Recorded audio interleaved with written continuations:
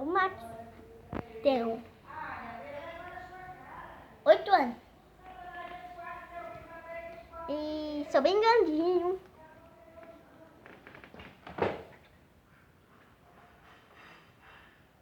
Sou bem espertinho. Sou com olhos castanhos.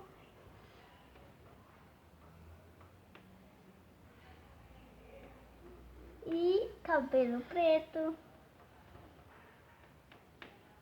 Camiseta verde. Igual a dele. De quem tá gravando. Vira pra ele aí.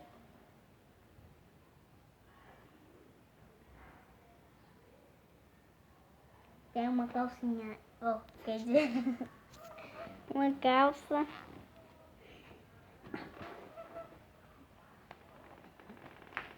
E uma chinela azul igual a dele. Isso é bem bonitinho.